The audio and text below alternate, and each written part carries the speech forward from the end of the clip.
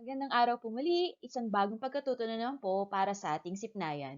Ngayong araw na ito ay pag-uusapan natin ang isa sa mga huling topic natin sa Module 2 ng quadratic functions. Kung nung una, tinutukoy natin yung quadratic functions given ang mga iba't ibang zeros, tables, and ang ating graphs.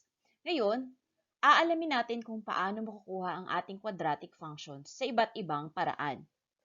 So ngayon, pag-uusapan natin kung paano natin ito makukuha given ang ating intercept o yung zeros of the functions. Pwede rin natin itong makuha given ang graph at given ang table of values.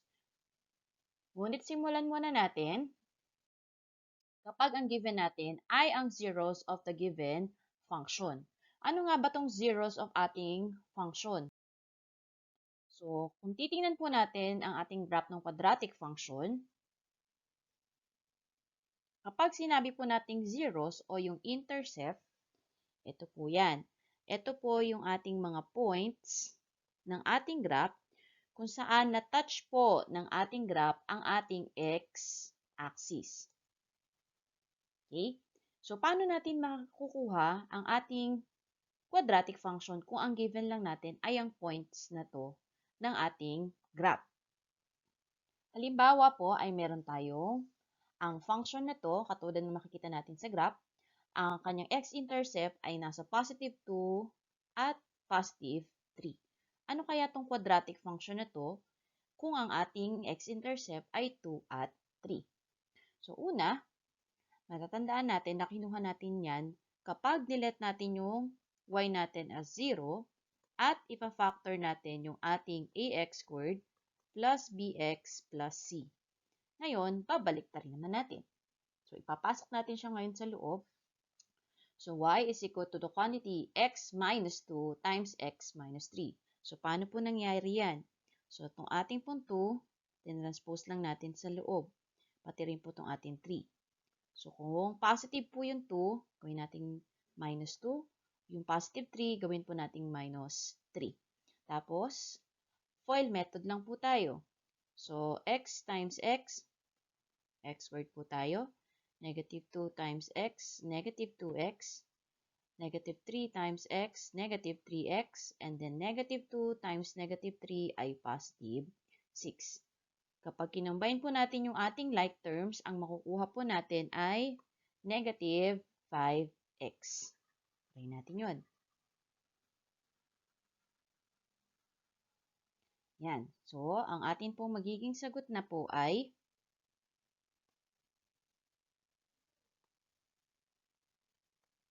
y is equal to a quantity x squared minus 5x plus 6.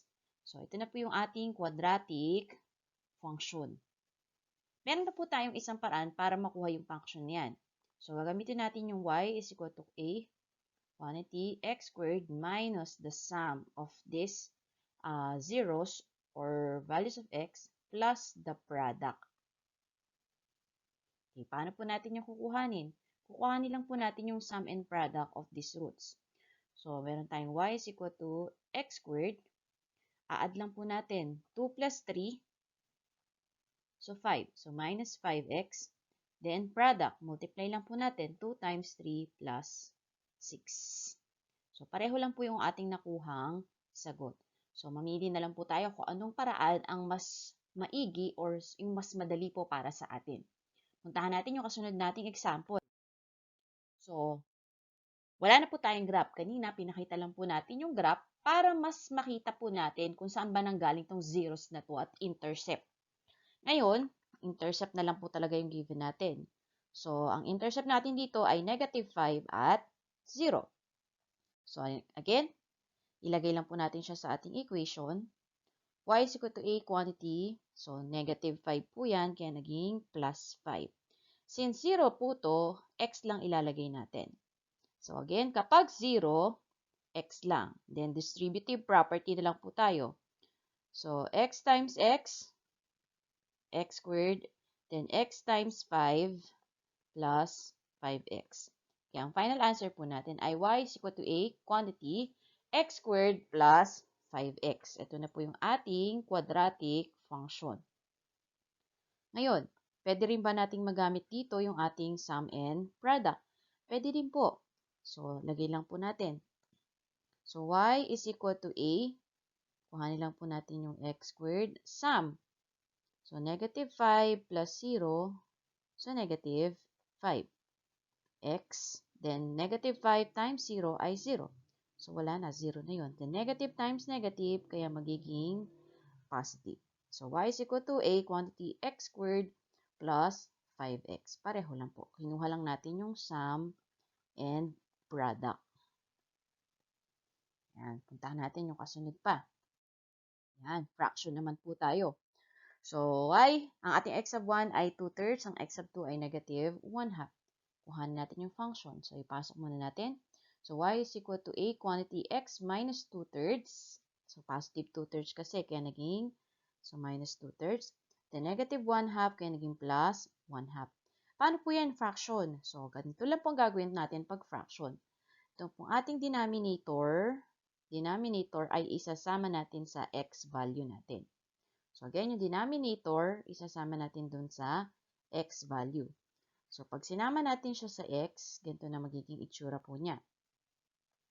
So, y is equal to a quantity, 3x minus 2 times 2x plus 1. Kasi denominator nito ay 3, kaya nagkaroon ng 3 doon. Denominator nito ay 2, kaya nagkaroon po doon ng 2. Then, FOIL method lang po ulit tayo. So, pag FOIL method natin, so, magiging 6x squared minus 4x plus 3x minus 2. Then, pag kinombine natin po ang like terms, ito na po ang makukuha natin. So, 6x squared minus x minus 2. And this is already our quadratic function. Magagamit pa rin po ba natin yung ating sum and product dito? Opo, kuhanin muna natin yung sum and product natin.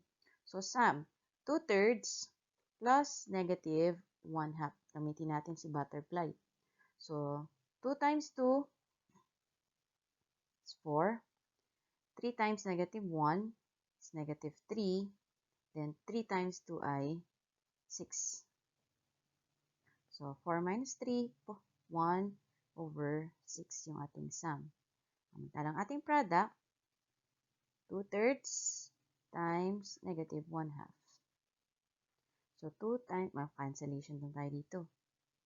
Magiging negative 1/3 or negative 2 over 6.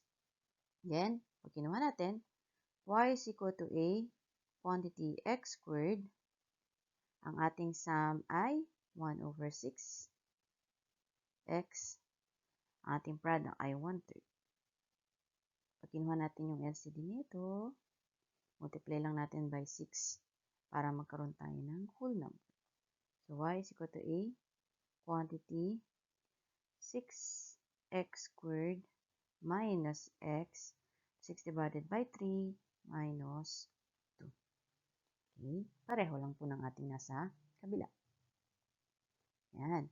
Yan naman po pag fraction. Punta naman tayo pag irrational yung ating intercepts. So, we have an irrational intercept here. X equal to negative 2 plus and minus square root of 3. So, ganito lang po ang gagawin natin kapag irrational yung ating intercept. So, kuhanin muna natin yung value niya. So, nanggaling siya na pag nilet natin yung y natin as 0. Tapos, by quadratic formula, yun yung nakuha natin. So, puntahan natin. So, ang gagawin muna natin, tatranspose muna natin itong 2 sa ating left side. So, magiging x plus 2 is equal to the square root of 3.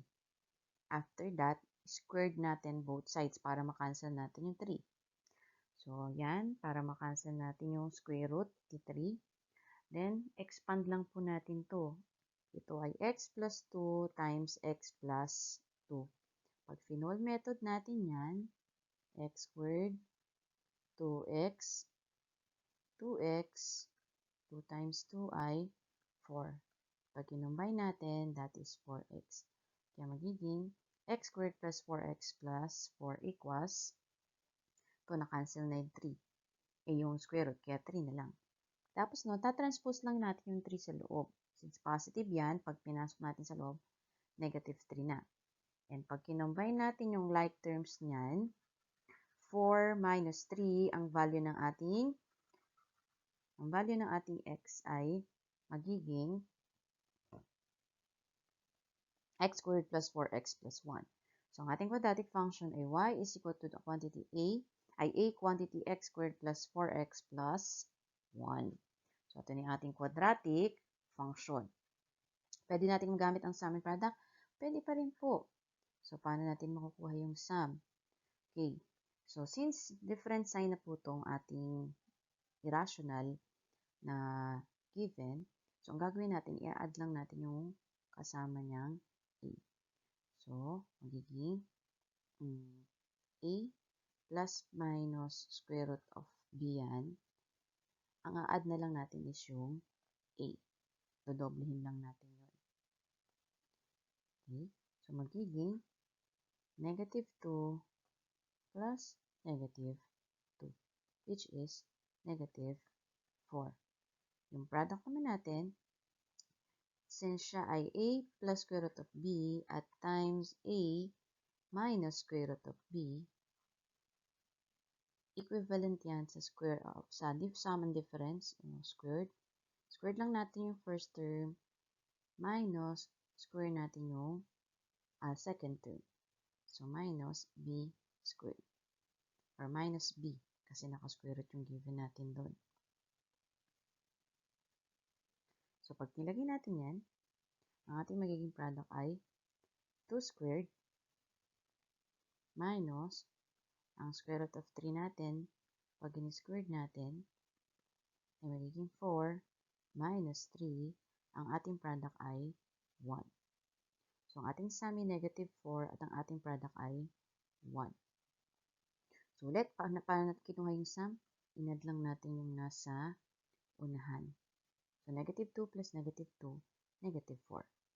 Para sa product naman natin, squared lang natin yung first term minus square no second term. Okay? So, yan. Kapag b yun. So, pag kinilagay natin siya, y is equal to a quantity x squared minus ang sum ay negative 4. So, magiging positive 4 outs tayo dito. Then, plus ang ating product ay 1, which is the same with this solution. Next. Yan. Irrational po tayo ngayon, pero naka-fraction. So, pag nire-write po natin yan, para siyang 3/4 plus and minus 2 over 4. So, square root of 5 over 2. Kasi, simplify natin. Ganun din po yung roots na yan. So, paano natin yan isa-solve? Using the way nung una natin. So, yan yung ating intercept. So, multiply muna natin po itong 4 sa ating x. Magiging 4x equals to 3 plus minus square root of 2 square root of 5.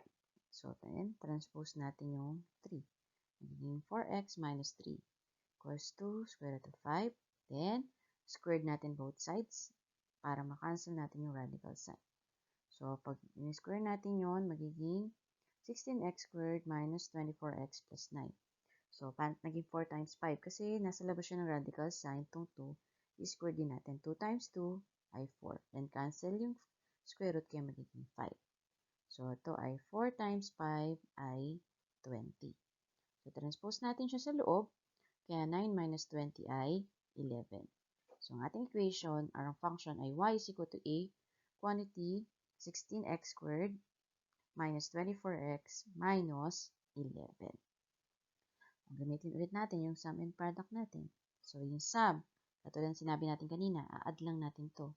Or times 2 lang natin yung ating una. So, 3/4 times 2 or 3/4 plus 3/4 natin ay 6 over 4 or 3 over 2. Then, pag ginawa natin yung product, squared lang natin yung first term. So, 3/4 squared minus squared lang din natin yung pangalawa. Square root of 5 over 2 squared magiging 9 over 16 minus 5 over 4. So, LCD natin ay 16. So, magiging 9 minus 10. So, 16 divided by 4 ay 4 times 5, 20 pala.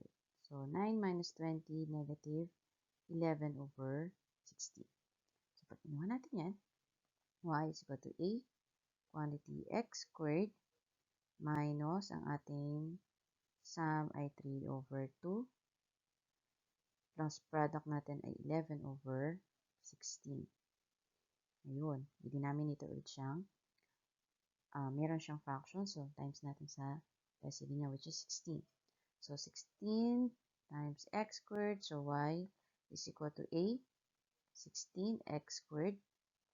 16 divided by 2 ay 8. Again, 16 divided by 2 ay 8 times 3. So, minus 8x. 16 divided by 16 ay 1.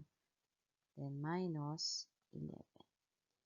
So, kaya lang siya naging mahirap dahil may fraction tayo. But, we still, alright, sorry, this one is 24. Let's change that one. Pakita ulit natin ba't naging 24. 16 divided by 2 ay 8 times 3 ay 24. So, 16x squared minus 24x minus 11. Okay. So, dito sa video po na to, pinakita po natin dalawang paraan paano natin makukuha yung ating function given ang ating zeros o yung intercept ng ating quadratic function. Hanggang sa susunod po nating pagkatuto dito po sa Sepnayan.